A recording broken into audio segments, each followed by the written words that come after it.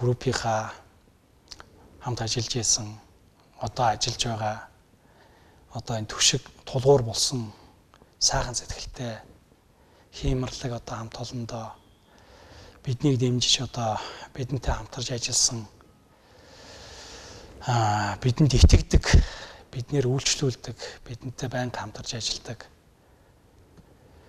одоо та бүхэндээ үнэхээр их баярлж байгаагаа ахин хэлмээр байна.